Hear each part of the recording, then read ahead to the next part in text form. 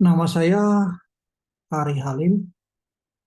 Pada saat ini saya ingin membahas kitab Titus. Titus adalah rasul Tuhan yang dibimbing, diajarin oleh Paulus. Paulus mengirim surat beberapa kali kepada Titus dan dia menjadi teman sekerja. Tempat penulisan yang diperkirakan dari kitab Titus ini adalah pada masa pada masa Paulus di penjara oleh Romawi. Kemungkinan juga ditulis di waktu persinggahan daripada perjalanan Paulus di Nikopolis ataupun ketika Paulus menulis surat ini di Efesus atau di Roma. Perkiraan penulisan surat ini diperkirakan pada musim daripada semi, yaitu sekitar Mei atau Juni di tahun perkiraan di 60 sampai 64 Masehi, perkiraan daripada ditulisnya surat ini. Ada perdebatan untuk penulisan surat ini. Ada beberapa yang bilang bahwa ini bukanlah tulisan dari Paulus, tetapi mungkin aliran daripada seorang yang dekat sama Paulus sehingga dia menulis ini seperti Paulus, tetapi bukan Paulus. Karena beberapa perdebatan, yaitu histori tulisan-tulisan itu tidak sesuai dengan tulisan-tulisan Paulus yang asli, menggambarkan masalah-masalah kepada generasi ketiga. Itu yang kedua penyebabnya yang menjadi perdebatan, dan kemudian juga pemahaman tentang gereja yang agak berbeda. Tetapi perdebatan ini biasanya disingkirkan, hanya sebagai bahan diskusi saja, tidak kuat. Tetapi lebih berpangku pada bahwa surat Titus adalah ditulis oleh Rasul Paulus sendiri. Titus adalah teman sekerja daripada Paulus, seorang yang non-Yahudi, kemudian percaya kepada Tuhan, kemudian mengikuti rombongan Paulus. Ya, jadi dia banyak bergaul dengan Paulus, sehingga Paulus melihat seorang anak muda yang setia, mengasihi Tuhan, dan orang ini patut untuk bisa dikasih tugas untuk lebih besar lagi untuk pengabaran Injil, karena sikapnya yang baik. Kemudian berbicara juga di kitab Titus adalah satu pulau yang namanya Kreta. Pulau Kreta adalah pulau merupakan daerah Yunani, tetapi di lepas pantai. Paulus mengabarkan Injil. Perjalanan Paulus dari Yerusalem, Israel ke Turki, Efesus, daerah gereja-gereja itu sampai ke Roma. Dan Kreta ini di tengah-tengah. Jadi Pulau Kreta adalah pulau yang indah. Ya. Kemudian pulau ini menjadi center atau pusat perdagangan karena banyaknya pelabuhan-pelabuhan di sana, di mana dia tempat persinggahan daripada kapal-kapal. Sehingga kota ini menjadi kota yang strategis untuk pengabaran Injil. Ya, seperti kalau kita menggambarkan seperti di daerah Asia Tenggara, yaitu perdagangan kapal dari melewati banyak ke daerah Singapura, Singapura menjadi kota yang maju karena kapal-kapal yang banyak berlayar menyinggahi kota ini menjadi kota perdagangan. Begitu juga Kreta. Tetapi satu hal, begitu menariknya disebut kota Kreta ini, pulau Kreta ini adalah karena latar belakang daripada kota pulau ini adalah pulau yang mempunyai penduduk berlatar belakang penyembah berhala, sehingga mempunyai sikap tingkah laku yang tidak baik, ya. Dan kemudian yang pertama, Paulus memberikan tugas kepada Titus untuk memulai atau memperbaiki gereja-gereja kecil, gereja-gereja rumah di Pulau Kreta ini, yaitu tugasnya adalah menempatkan penatua-penatua yang mempunyai standar-standar iman sesuai dengan karakter Alkitab Kristus, ya. Karena kenapa Paulus meminta Titus melakukan perbaikan untuk gereja-gereja di sana, kemungkinan juga gereja-gereja di sana selama ini tidak bisa berkembang dengan baik dan juga mempunyai image ataupun terdengar selentingan-selentingan bahwa gereja-gereja di Pulau Kreta negatif. Oleh karena penatua-penatua di sana dipimpin oleh orang-orang yang tidak mempunyai karakter atau standar kekristenan yang sesuai dengan Alkitab, ya. Oleh sebab itu, salah satu tugas daripada Titus, yaitu di ayat 1 sampai ayat 4, diutamakan adalah standar daripada seorang penatua.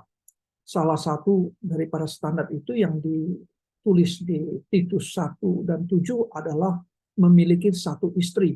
Kemungkinan juga di sana banyak penatua-penatua yang mempunyai kebudayaan di sana, mereka mempunyai istri banyak, lebih dari satu. Jadi oleh sebab itu standar nomor satu adalah penatua harus mempunyai satu istri, yaitu di Titus 1. Dan di Titus daripada Titus 1 pasal 6 dijabarkan juga akan seorang penatua harus dapat mempunyai anak yang baik, anak yang beriman, anak yang mempunyai karakter yang baik. Oleh sebab itu dipilih seorang penatua yang bisa mengajari atau mengelola keluarganya dengan baik. Begitu juga sampai saat ini, ya, kita di gereja juga disampaikan bahwa seorang kalau tidak bisa mengelola rumah tangga, lebih baik jangan menjadi seorang pengerja ataupun menjadi pengabar Injil, karena menjadi batu sandungan. Inilah salah satu yang kedua daripada karakter atau standar daripada Paulus yang dia minta kepada Titus. Kemudian juga berbicara kepada rendah hati. Seorang penatua tidak boleh sombong, tetapi harus rendah hati, bisa menguasai diri, mendengar orang lain, tidak mendengarkan permasalahan jemaat, dan mencari jalan keluar dengan baik dan tidak serakah. Ya, itu tertera di dalam Titus 1 ayat yang ke-8. Penatua juga diminta kemudian juga ada permintaan standar dari penatua itu adalah bijaksana, ya, bijaksana, saleh, dan berpegang kepada firman Tuhan. Ya, saleh, berpegang kepada firman Tuhan, berkata-kata benar, yaitu Titus 1 pasal 1 ayat 9. Nasihat ini yang diberikan oleh Paulus kepada Titus menetapkan syarat-syarat sebagai seorang penatua supaya gereja itu bisa dikelola dengan baik. Tanpa adanya penatua yang baik, tidak memungkinkan gereja itu menjadi terang atau menjadi garam kepada pemerintahan di sekelilingnya dan juga masyarakat di sekelilingnya. Karena kita belajar bahwa latar belakang daripada Kreta, Pulau Kreta ini adalah latar belakang daripada Yunani, Romawi Yunani, yaitu di mana pengajaran-pengajaran daripada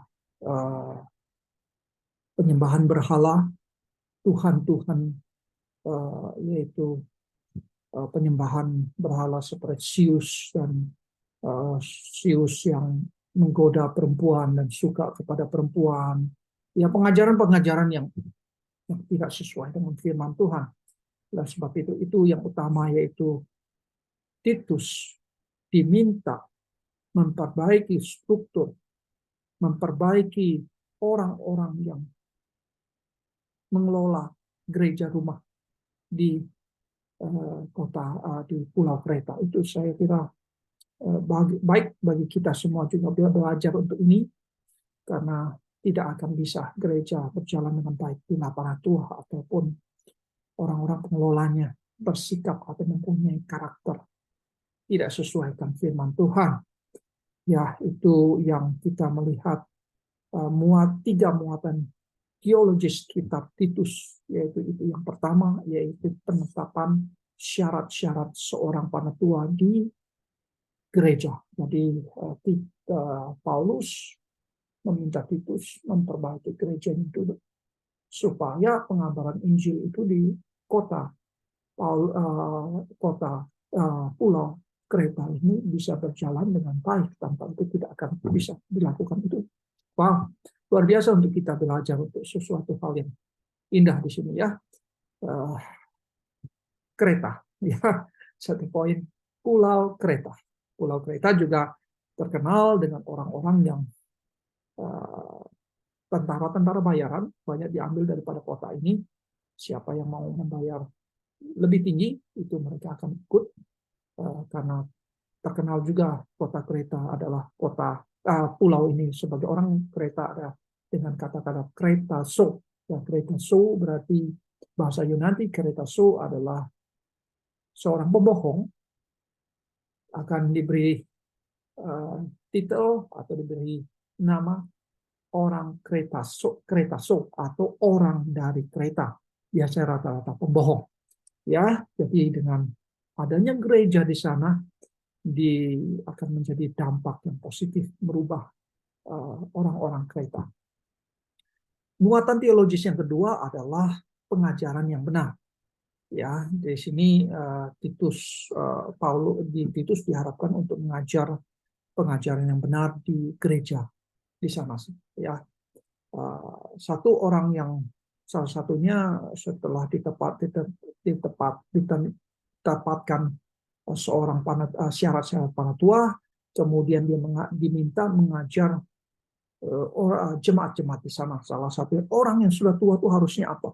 Ya, orang sudah tua hendaknya dapat hidup bijaksana, ya, hidup sederhana dan hidup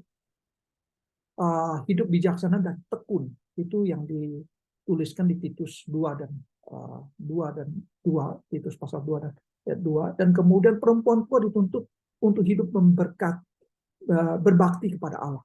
Ya, orang yang perempuan tua.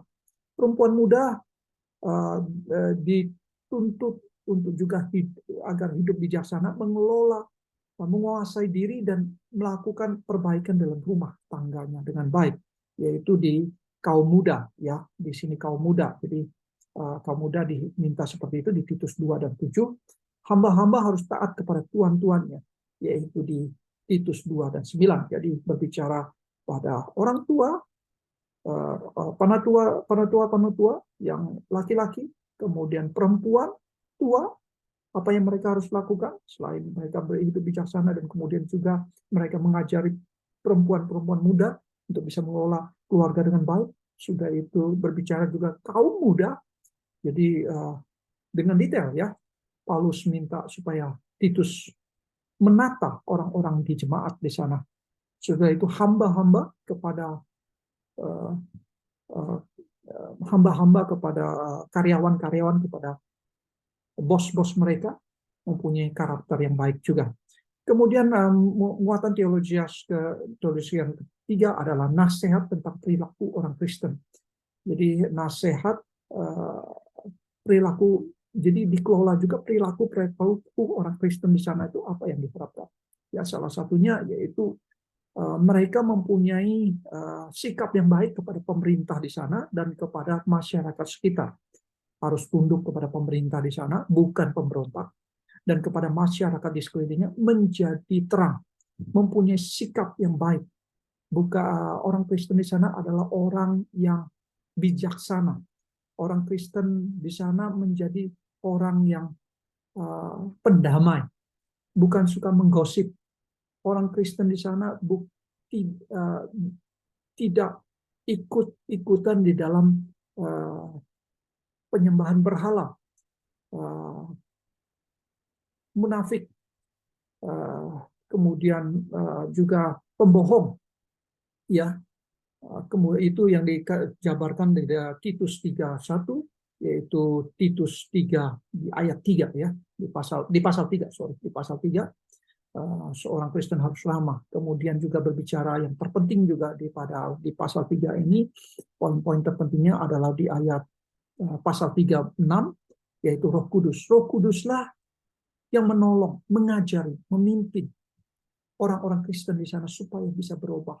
Ya, seperti kita mengajari juga firman Tuhan kita tabur, tetapi kita tidak sempurna dalam mengajar. Tetapi kita berdoa, roh daripada Tuhan adalah roh penolong yang menuntun, membimbing daripada jemaat.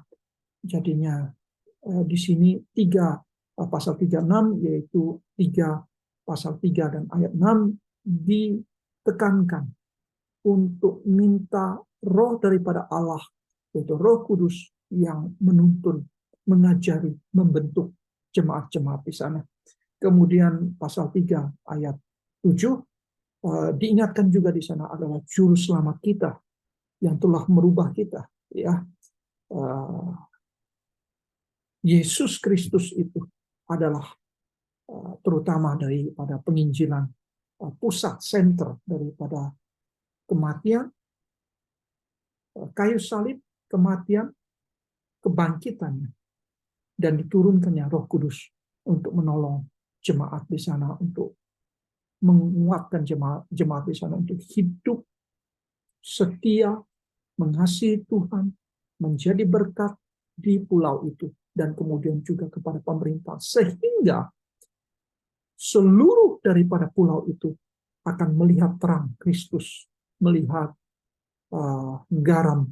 menggarami. Jadi gereja-gereja sana akan menggarami daripada pulau ini, karena pulau ini terkenal pulau yang tadi kita sebut ada kereta orang-orang pembohong, orang-orang yang mempunyai karakter-karakter yang jahat, munafik, kejahatan-kejahatan seksual terjadi di pulau ini, sehingga ada perubahan besar. Yang terakhir adalah, yang terpenting adalah juga tidak kalah pentingnya adalah pasal 3 ayat 8, yaitu orang-orang percaya melakukan pekerjaan baik seperti dicantumkan tadi, ya, pekerjaan baik yang bisa menggaramkan daripada pulau ini, ya. Jadi cukup indah daripada belajar untuk kitab Titus, ya. Jadi satu pulau dirubahkan dengan adanya penginjilan Kristus di pulau ini, dengan kelakuan dan terang daripada kita sebagai jemaat Tuhan. Ya, baik. Demikian untuk penjabaran, untuk presentasi daripada kitab Titus yang terdiri dari 3 pasal. Terima kasih atas perhatiannya mendengarkan video ini. Terima kasih. Tuhan Yesus memberkati.